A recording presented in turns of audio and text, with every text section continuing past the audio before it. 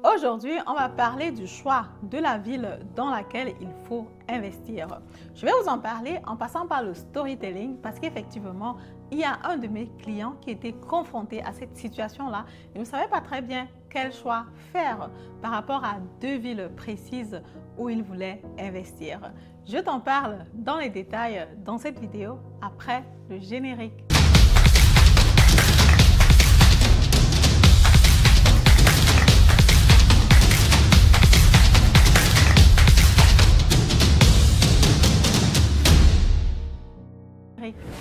Alors, salut à toi, si tu ne me connais pas encore, mon nom c'est Madeleine Ntedem, je suis investisseur immobilier, entrepreneur dans le domaine de l'immobilier, auteur du livre Devenez millionnaire avec l'immobilier. Et si le domaine de l'immobilier t'intéresse, le domaine de l'immobilier te passionne, c'est que tu es ici au bon endroit.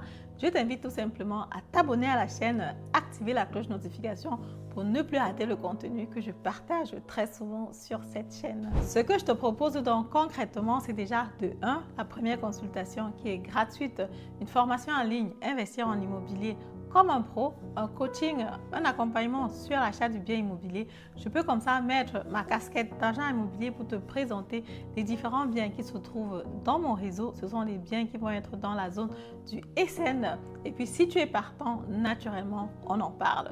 Je veux comme ça vous annoncer aussi la grande nouvelle, c'est que récemment, j'ai réussi à valider mon certificat IHK pour être évaluateur de biens ici en Allemagne dans Wert Ermittlung. C'est tout simplement génial. J'ai bossé comme une malade pendant cette semaine-là. J'avoue que c'était un des examens les plus difficiles pour moi à réaliser ici en Allemagne parce qu'effectivement, depuis que je suis ici en Allemagne, à l'université, ça allait plutôt bien. Mais après, cette année, l'examen, c'était vraiment difficile. Pour tous ceux qui sont intéressés, donc, pour ce qui est de mon parcours dans le domaine de l'immobilier, parce que plusieurs personnes m'ont posé la question après que j'ai fait les publications sur LinkedIn, Facebook et aussi voilà, sur mes réseaux. Ils m'ont posé la question de savoir, Madeleine, quel est ton parcours comme ça dans le domaine de l'immobilier? Quelles sont les certifications que tu as fait jusqu'à présent? Alors, comme vous savez, j'ai étudié économie tout simplement. J'ai fait des investissements immobiliers quand j'étais encore salarié, comme plusieurs personnes, comme la banque exige. La banque apprécie bien des personnes qui sont salariées. Et maintenant, après, j'ai donc décidé de lancer la chaîne YouTube. En 2020, j'ai d'abord fait la première certification 34i comme conseillère financière. Après, j'ai fait donc le 34C comme agent immobilier. Et cette année, j'ai donc fait la certification d'évaluateur de biens. Et l'année prochaine, je vais faire une autre certification. Mais bon, pour le moment, ça reste une surprise. Voilà, rentrons dans la thématique du jour. Embarras de choix entre deux villes. Qu'est-ce que ce client doit choisir comme ville? Dans quelle ville est-ce qu'il doit investir?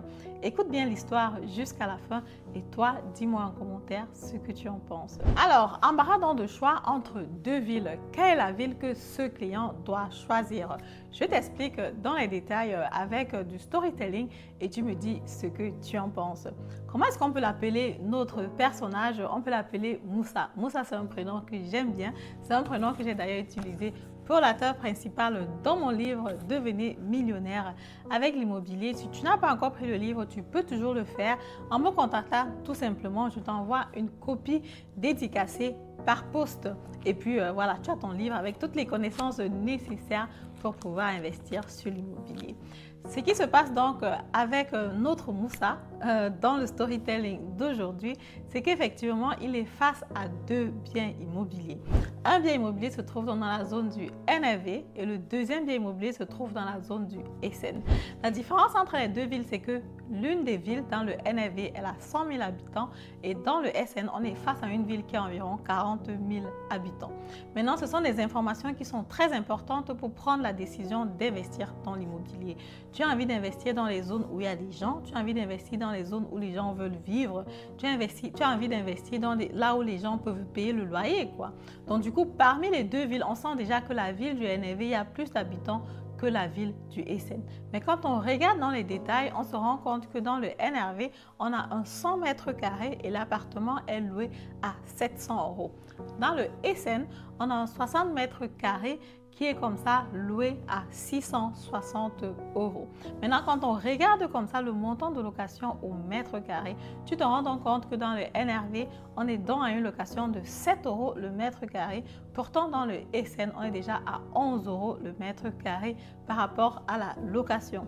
Définitivement, ici, tu vois que dans le SN, c'est plus intéressant parce que le loyer au mètre carré est vraiment élevé, quoi. Tu vois donc ici, c'est comme s'il y a quand même une force de frappe pour pouvoir payer ce loyer là.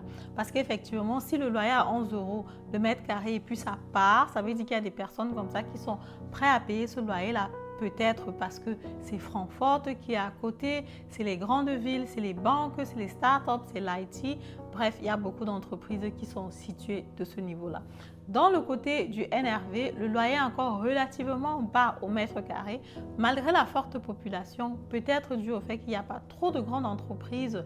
Mais ce qu'on remarque, c'est que la capacité d'achat certainement, ou alors je ne sais pas pourquoi, ou alors le nombre de personnes qui travaillent et qui gagnent bien pour pouvoir payer un loyer important n'y est pas forcément. C'est pour ça que le loyer au mètre carré est encore bas. Donc du coup, Moussa me pose la question de savoir, Madel, qu'est-ce que je fais? Est-ce que j'investis dans le NRV ou alors est-ce que j'investis dans le SN? En ce qui me concerne, la réponse, elle est claire. Il faut investir tout simplement là où il y a une bonne force de frappe. Il faut investir là où la prise en valeur sur le bien immobilier est garantie. Et pour tous ceux qui me suivent, vous savez que je travaille dans la zone du SN. Dans le début de l'histoire, je pense que vous avez déjà deviné comment est-ce que ça allait se terminer. Mais bon, le plus important aussi, c'est que vous compreniez pourquoi est-ce que je le dis. Pourquoi est-ce que je pense que la zone du SN va être plus prisée que la zone du NRV, par exemple? Donc, du coup, pour moi, ce sont des aspects qu'il faut prendre en considération de façon importante. Parce qu'effectivement, quand tu regardes comme ça le loyer au mètre carré, ça te permet aussi de savoir le taux de chômage dans la zone. Est-ce qu'il y a plus de chômeurs? Est-ce qu'il y a moins de chômeurs? Parce que vous savez, là où c'est l'État qui paye le loyer beaucoup plus, parfois, ça va être un peu plus difficile. Bref, c'est donc ce que je voulais partager avec vous dans cette vidéo. Dis-moi ce que toi tu ferais si tu es face à cette situation, un investissement dans les NRV avec 100 000 habitants ou dans le SN avec environ 40 000 habitants, le loyer étant plus intéressant au mètre carré dans le SN, qu'est-ce que tu ferais en ce moment-là? Dis-moi en commentaire, ça m'intéresse, ça peut intéresser d'autres personnes aussi. Et en ce qui me concerne, je te dis à très bientôt pour la prochaine vidéo. Au revoir.